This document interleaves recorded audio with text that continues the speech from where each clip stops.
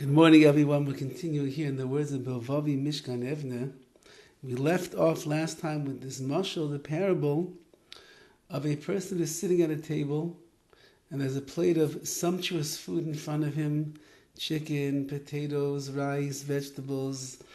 The fragrance is wafting into his nostrils and he's ready to eat. Nevertheless, he never puts the food into his mouth. So even though that he's aware that the food is there, he can see that the food is there, he can even smell the food, he can even begin to salivate and taste it. Nevertheless, if he didn't put it inside of his mouth and chew it and swallow it and allow it to be misachil, to digest inside of him, so then he never truly gets the benefits of that food and he'll never be satisfied. And he wanted to bring this as a parable to the way that our yediyah, our understanding of that there is a Rabbi Shalom, there's a master of the universe who's watching over us, is going to work as well. And he says the following: Yesh yada kishem shadam yodesh yesh eichel. There is a yediyah, there is an understanding that there's a Rabbi Shalom, there's a master of the universe, just like a person in our parable knows that there's food. Nevertheless, he's not able to eat from it. V'yesh yada, and there are those that know and have the knowledge. Sheyada nichnas peniva b'yadam. This understanding, this information that there's a creator of the world, actually enters into the penimius, to the inner recesses in the spiritual world of the person. And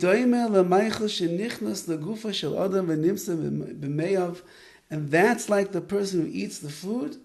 It enters into his body, and it is found b'meyav in his intestines. However, if the piece of knowledge that lifnei miyata amel, who are you working hard in front of all of your life, the Rabbi Shalom, is just a general piece of knowledge. She'adam yedei azayis, that a person knows this, ulamu eino misbainim bekach, but a person doesn't go deep into it. B'choleis, all of the time, or b'chol shah, every hour. Hari yada zeh yada chitzayni la'adam. This remains a very superficial piece of information to the person. Ha'adam lo'chayim ha'yediyah azu v'lo'itayim ha'isa. A person that is not really living with this knowledge and this information and this idea, v'lo'itayim ha'isa, they don't even taste it. They can't taste the spiritual delight that is encased with inside of this piece of information. It's like a person who knows that there's food on the table. Again, he sees it. He can smell it. He can even begin to salivate. But he never eats from it. So a person in the world of Ruchni, he knows that there's a concept of knowing who you are working in front of, who you are serving, the Rabbi Shalom. But it remains a superficial aspect of his life, and he never tastes the spiritual treats that are within this idea. Yada shadam yodei osai. This piece of information that a person knows, he knows it. Ulamu einoi mizbainim boy v'chayim, but he doesn't think deep into it, and he's not living with it.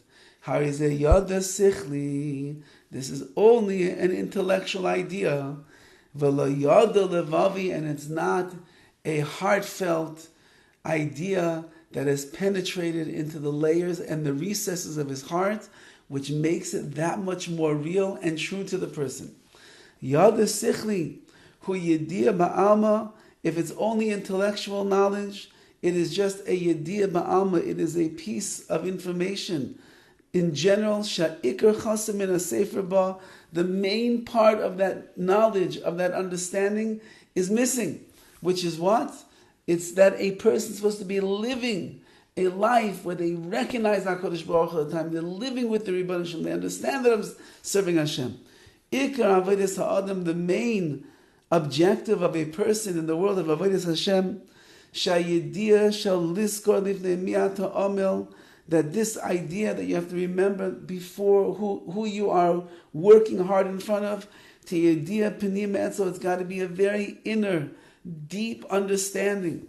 Yediyah shi chiyusai, an idea and a concept that gives you life. Ubechedesh yediyah zutia yediyah penimis, in order for this to become that much deeper, penetrating idea, then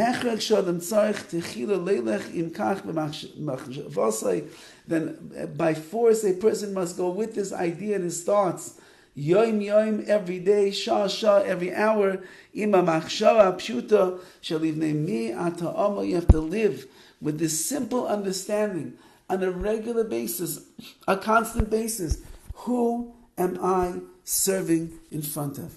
Who am I davening to? Who am I learning in front of? Who am I doing mitzvahs for?